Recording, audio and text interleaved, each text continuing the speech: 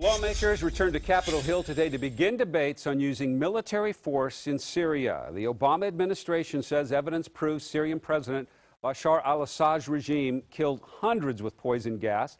Assad denies his government used chemical weapons, and in an exclusive interview with CBS This Morning's Charlie Rose, he says any Western military action will have consequences. You're going to pay the price if you're not wise in dealing with terrorists. So nobody expects, we said there are going to be repercussions of the mistaken way of dealing with it, of treating the terrorism. But nobody expected 11th of September. So you cannot expect, it's difficult for anyone to tell you what's going to happen. It's an area where everything is on the brink of explosion. You have to expect everything. And a new poll shows a majority of Americans do not support the president's plan, including dozens here in Portland who protested today. Ken Boddy was there, and he joins us with more on that. Ken, what about the local protest? Well, the demonstrators that were out there today included veterans and several anti-war organizations, all saying that they want to make it clear that most Oregonians are wary and weary of war.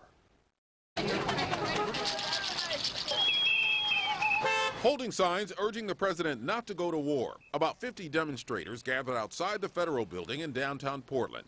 They say the heartbreaking images of alleged victims of Syria's chemical weapons attack are not enough to send the United States into another Middle East conflict. Either way you look at it, it's a horrible thing. Who did it, I don't know. And what's going on down there, I don't know. But the answer is not to bomb Syria. I don't want to see what happened to Syria, the same thing that happened to Iraq. President Obama makes his case to the nation on Tuesday night. These demonstrators will be watching, but don't expect his argument or what Congress decides to change their minds.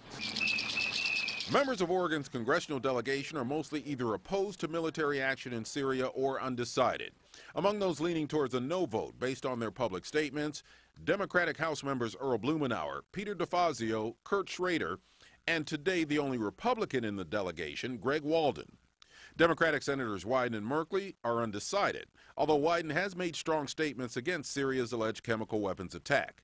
Democrat Suzanne Bonamici also undecided. Their power comes from our consent and our obedience, and if they'd like to remain representatives of the people, they need to really speak for the people. And what we're saying here today is absolutely no military action in Syria. This is the third protest in just 2 weeks. They say they'll be out here again if necessary. And the president addresses the nation tomorrow at 6 p.m. our time. We will carry that address live here on KOIN 6. Ken Boddy, KOIN 6 News.